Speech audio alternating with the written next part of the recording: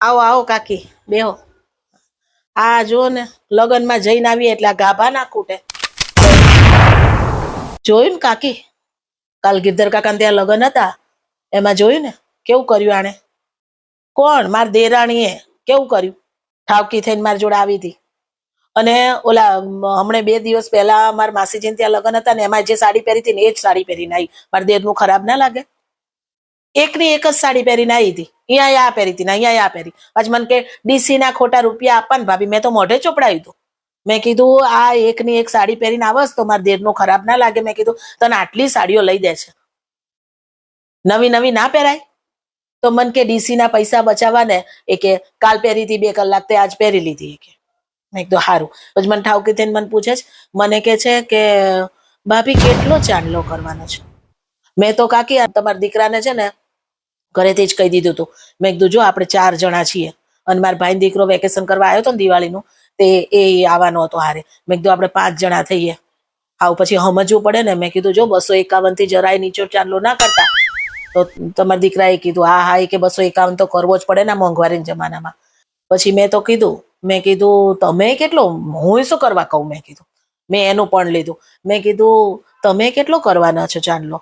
એ કે તમારા દેર કહેતા હતા કે આપણે 2 જણા જઈએ છે તો એ કે 501 કરવો પડે. પછી મેં તો હું શું કરવા એનાથી નીચે ઉતરું. તો કાકી મેં પછી એને કહી દીધું. મેં કીધું અમે તો 1001 કરવાના છે. તો આવડુંક મોઢું થઈ ગયું. આપણે શું કરવા નીચું પાડવું જ જોઈએ આપણા વરનું. સાચી વાત ને કાકી? પછી પૂછતી હતી એ કે બા તો રોકાણા છે કે બાને લઈ જઈશું અમે 2-4 દિવસમાં. મેં ના ના બા અમારા ઘરે હારા જ છે. મેં કીધું બા તો તાર નામે નથી લેતા. મેં કીધું તો મને કે ના ના તમારા દેર કહેતા હતા કે આ વખતે કે બાને આપણે 1-2 મહિના અહીંયા જ લઈ આવ્યા છે કે. મેં કીધું હા હવે ખબર પડે ને, કેમ કે હવે છોકરો આવશે વેકેશન કરીને ને અહીંયા એને તો અહીંયા એડમિશન લીધું ને અમારે ત્યાં એટલે ઘરે આવશે એટલે હવે બાની જરૂર પડશે. એટલે કે હા હવે લઈ જશું એ કે બાને. હિતાર્થને મજા આવે ને બા હોય ને તો એ કે હચવાય ને. મનમાં કીધું હા હિતાર્થ હચવાય ને એટલા માટે બા યાદ આવે છે, બાકી બા યાદ નથી આવતા. મેં કીધું તમને ઓલા કોકિલા કાકી વહુ છે ને એ બોલાવતી હતી, ક્યારની બોલાવતી હતી. પછી 2 જણા ઘુસપુસ કરતા હતા. મારી જ વાતો કરતા હોય, એની પાસે બીજો ટોપિક ના હોય. મારી જ હોય, મારી જેઠાણી આમને મારી જેઠાણી આમને. ભલે ને કરતી, મારા પાપ ધોવાય છે. સાચી વાત ને કાકી?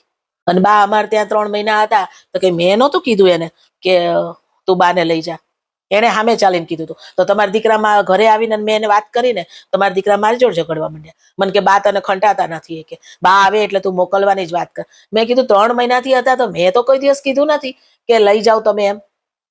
અને હું કહું એ નહીં કાકી, મને બા નડતા નથી તો હું કહું એ નહીં.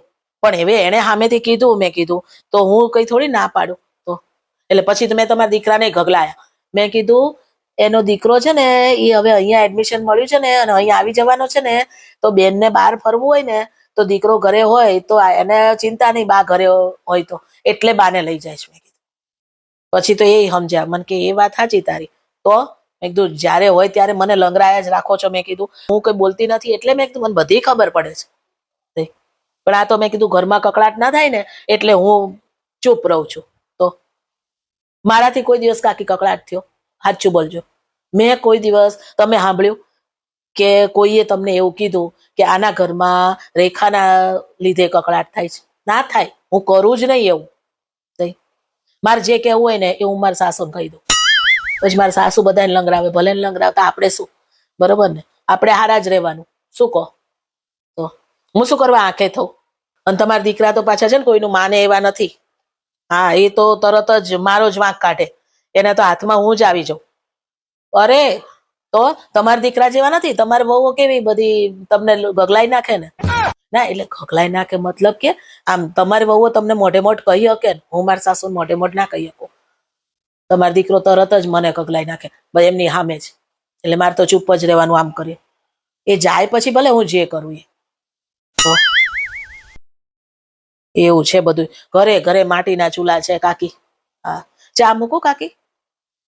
લે જમવાનો ટાઈમ થઈ ગયો. શું થઈ ગયું? 2 રકાબી પીએ આપણે 2. હા તો આવજો કાકી, પાછા કાલ બેસવા આવજો. હા